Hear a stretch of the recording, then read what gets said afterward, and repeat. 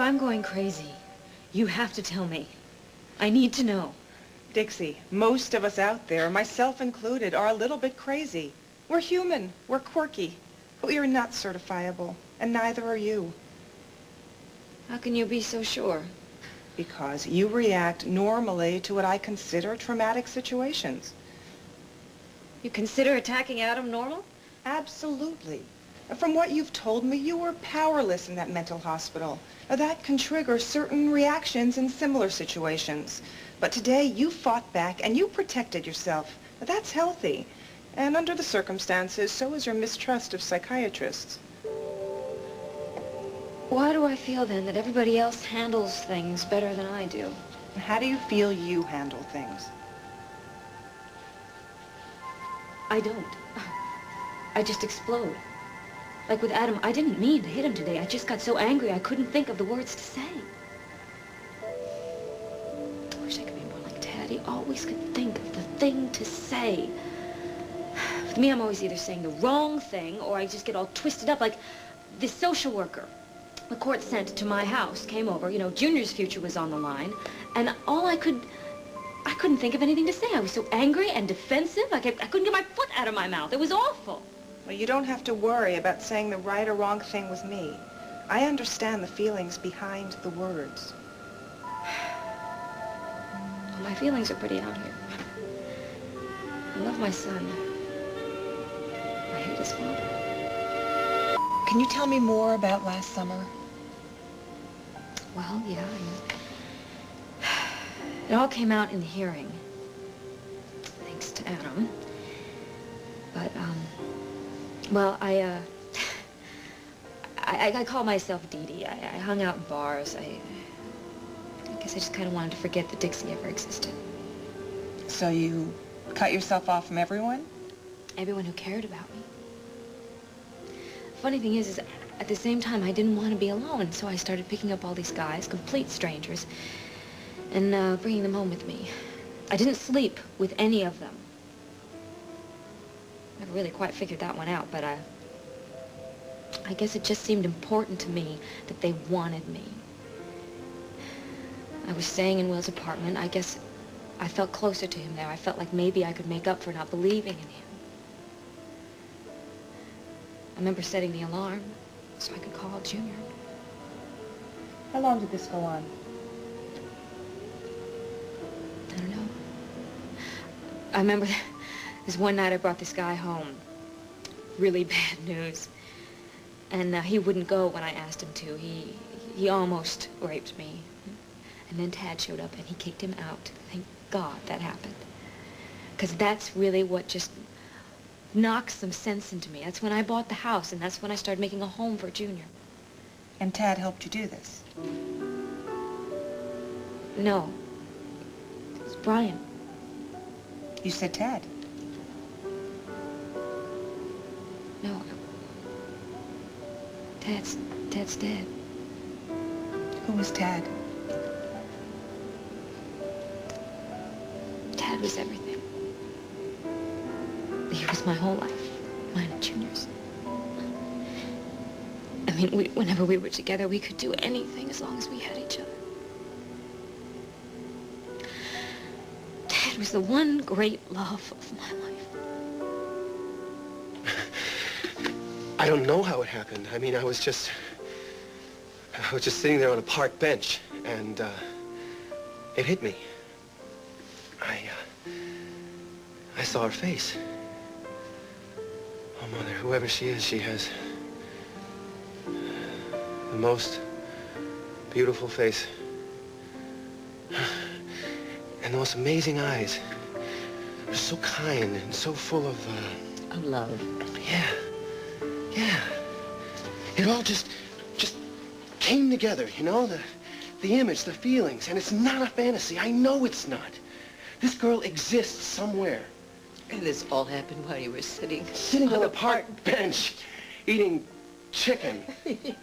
Chicken fingers. Yeah, that's how I remember. See, we were both sitting on a park bench, eating chicken fingers together. Well, you two obviously were meant for each other. I mean, you share a passion for greasy food served in cardboard boxes. Yeah. I guess so. Well, yeah, I don't exactly remember. I mean, I didn't hear myself say I love you to this girl, but I just had this feeling that, you know, we were supposed to be together. Do you think she lives here in Pine Valley? Pine Valley? No. I should be so lucky, right? I should go out and buy myself a lottery ticket. Who am I kidding? I mean, a park bench, that could be anywhere. Greasy food from some national chain. I don't know, wherever it is probably 1,000 miles away from this stupid town. Darling, all your breakthroughs have happened here in Pine Valley. Doesn't mean anything. Not according to Dr. Hamill. He says it's all part of the natural healing process that... It doesn't matter. I mean, Pine Valley has nothing to do with it. Oh, darling, what does Dr. Hamill know about magic? Mother, we need facts, not magic. True love. That is magic. Well, they say it's a small world. I think it's time to prove it. Prove what?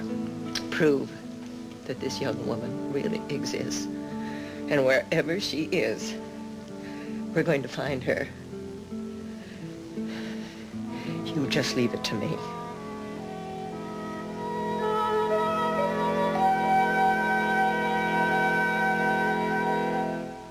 The first thing we're going to have to do is consult Madame Celestia. Where are you, Madame Celestia?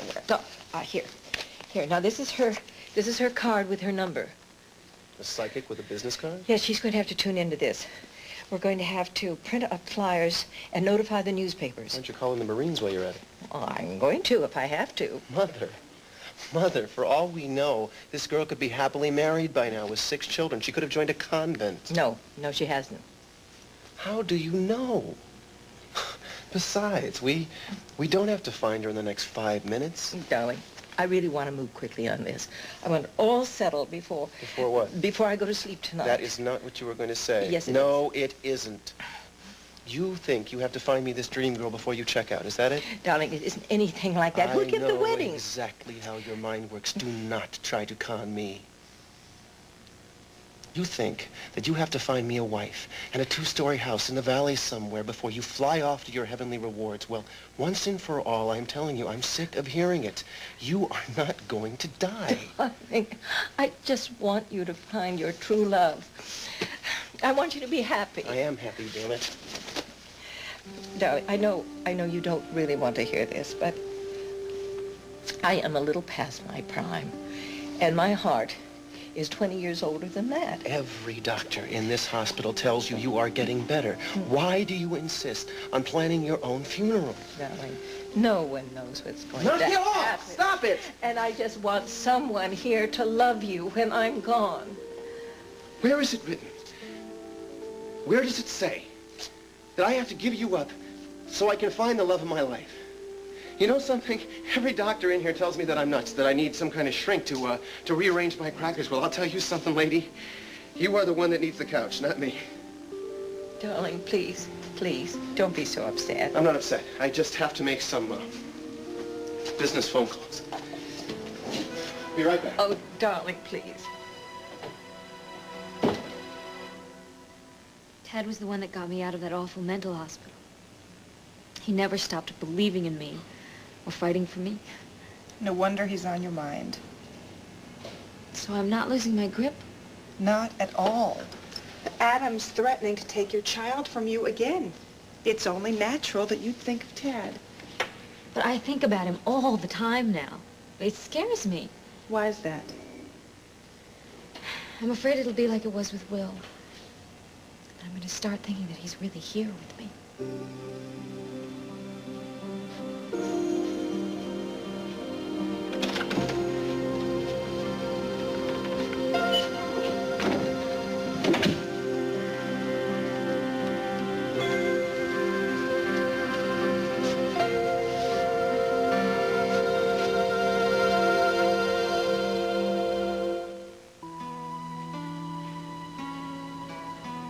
It's the worst when I go to places that we've been together or his parents' house. I still feel like he's with me. That may never change. There's comfort in memories. And if it brings you strength and solace, that's fine. So I'm not certifiable? Not even close. Now, if you start seeing Tad, then we better talk again.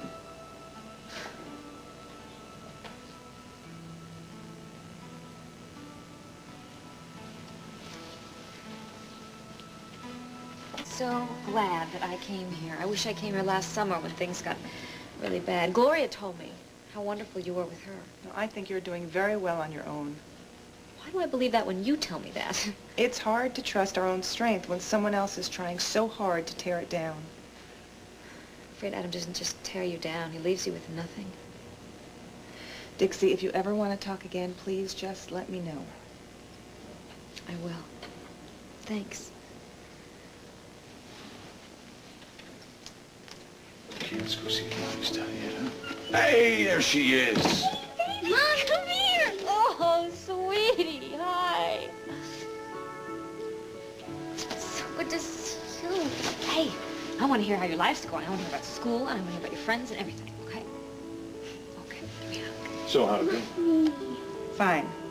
In fact, I'm prepared to tell the court that Dixie Cooney is not only mentally sound, but there's no reason on earth why she shouldn't keep her son.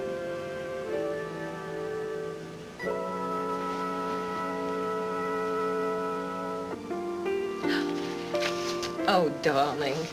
I'm sorry I upset you. It's my fault. I shouldn't have gotten angry or upset you.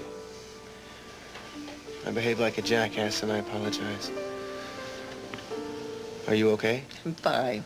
Look at the monitor. Do you believe me? I don't have to look at the monitor. I trust you. Now, you listen to me. Do you think I would give up 1 second of my life with you without a fight? I am in no rush to say goodbye. I'm glad to hear it.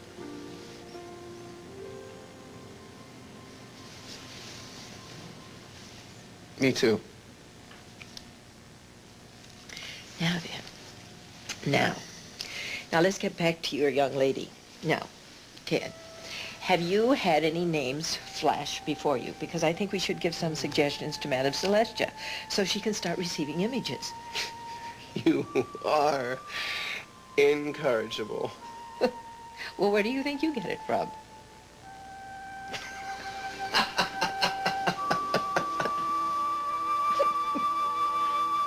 Honey, I'm going to talk to Jack for a minute. You want to play with your toys? You want me to talk to Jack?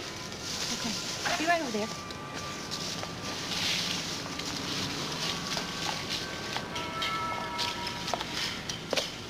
This is a wonderful, wonderful surprise. How did you get Adam to agree? Well, I pleaded your rights as a parent, and then if that didn't work, I was going to take him out back to the house and slap him around for a while. That's really wonderful. I don't know how to thank you. I really don't. I'm getting to spend time with Junior. I feel kind of like a normal person. Listen, you don't have to thank me at all. It's the least I could do. But if you would do me a favor, I'd appreciate it. Sure, yeah, anything. Good. Explain Adam and Gloria Marsh to me. Is there anything to explain? I think there might be. I seem to detect something weird between them. The only connection that I know of is that she's marrying Stuart.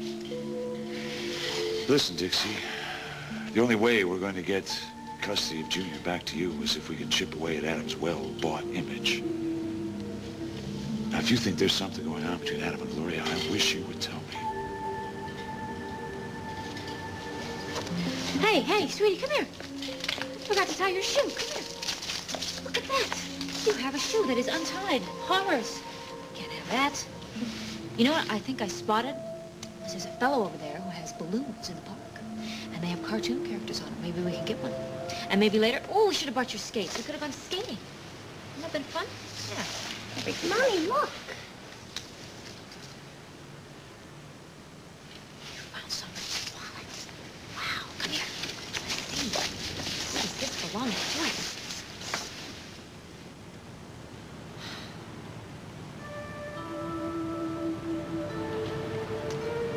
Mr. Ted Orsini. What a coincidence. Mother, I'm all for a happy ending, but come on, a nationwide search? Darling, what's money for if it can't buy I happiness? might as well go from town to town with a glass slipper. Oh, darling, we live in a modern age. I'm going to use television. You are out of your mind. All that kind of publicity is going to bring us is thousands of Miss Lonely Hearts lined up at our front door ready to turn me right back into a fraud. All right, there'll be a little publicity, but just think of the moment when you see her face. No. And it's not because of the exposure. We've got things to do. It's very important you get a chance to recover, and there's the Merrick distribution deal. We haven't even gotten that off the ground. Darling, when you came bursting in here earlier, because you'd seen this girl, you had a look on your face I hadn't seen since you were a little boy on Christmas morning. Now, the winery is in good hands. All I care about is finding this girl. Listen, next time I could remember her name or the city or town where this park is located, I promise, the minute I get something concrete, I'll start the search myself. I'll even contact this Miss Silicone. Miss Madame Celestia. Who All right. cares? I'll table this for now, but this is urgent. I mean, I really want to get this going as soon as possible. Message received and noted. I'll even put this ridiculous business card in my wallet. She's so damn good, why didn't she call us? What's the matter? My wallet. I had it in the chicken restaurant. Are you sure? Yeah, I paid for the food. Then I went to the park. Oh, darling, you dropped it in the park. Oh, Mother, look, I'm gonna have to retrace my steps. Yes, darling. Go back to the park. Maybe you'll have another memory. Maybe you'll see this girl again. You're a pushy broad.